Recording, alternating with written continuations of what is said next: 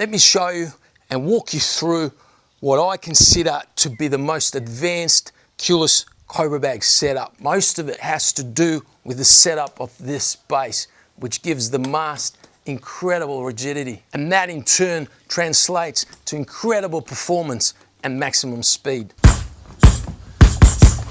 And for those of you who are over 6 foot tall, this base actually adds extra height that you might need. And make sure you stick around to the end, because I'm going to show you how you can add a level of convenience and mobility where you'll be able to just wheel it out of the way. To make this base, you basically just need to glue together a bunch of MDF boards. About 18 inches by 18 inches is ideal. The number of boards that you use is entirely up to you. I've got 8 boards here that I'm going to glue together, and that gives me an extra 5 inches of height. If you don't need the extra height, then you could just glue 2, 3 or 4 of them. But for taller people, people who are over 6 foot, I recommend getting enough boards to make up about 5 inches of height in your board. Just remember, it will be heavy, so don't go overboard with the numbers. To glue them together, you could just use normal wood glue. I'll actually be using this glue, which is a liquid nails glue, and I recommend this because you can use this also to glue on the strap handle, which I'll show you later. When gluing the boards together, apply the glue just around the edges, around the perimeter, as well as in the center. Once you've got them all glued together, place something heavy on top, like a couple of these Kewlus sandbags. Just make sure you don't knock them out of alignment. The extra weight on top will force the glue to spread out evenly inside between the boards. Allow at least 2 days for the glue to set properly before you screw on the multi-base. For the screws, I recommend using 2-inch long wood screws that are countersunk.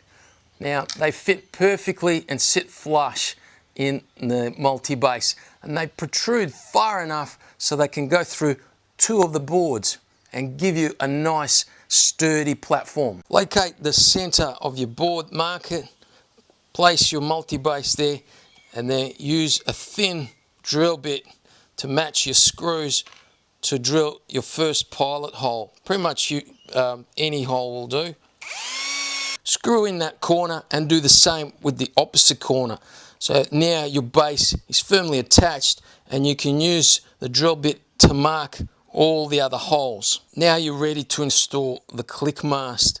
Now the masts can vary slightly with the thickness depending on the amount of paint that's applied to them. We're talking about just micromillimeters. If it's hard going inside, use a screwdriver through 2 of the holes to help with putting it in, and you could put it on the ground and then stand over the top of it, push the buttons in, push the mast down, and then twist it until the buttons pop out. This mast here is actually quite loose. If you get a loose mast, what I recommend is just putting a couple of rounds of thin sticky tape onto the end to make it tighter. So I've just put some tape around the end here. That now is pretty tight. I might need a screwdriver. Yeah. And that's how you want it to be. You want it to be nice and tight before you even tighten the collar. And you want it to be nice and tight as well. Tighten as much as you can with your fingers. That is now pretty solid. I can't feel any wobble in it whatsoever. If you're going to be using the base on a hard surface like tiles or concrete, I recommend just having a very thin rubber mat underneath. You can also put rubber pads on the bottom as well. Just remember, don't put anything thick, because that's going to take away from the rigidity of the mast. Also, make sure the ground is even. This ground here is slightly uneven in places, so I've had to find an even spot. Next, place your sandbags on top, and these new sandbags come with long handles that come apart with Velcro. And what you want to do is you want to put these handles around the mast nice and tight, and that gives the mast extra rigidity as well as protection from excessive force. Now there's one more thing that I would highly recommend if you get the chance to do this. And that is, if you've got one of these Olympic weight plates, to put that over the top. And for that, I've actually made a sleeve that you can get on the Kewlus.com website that fits inside a standard Olympic weight plate.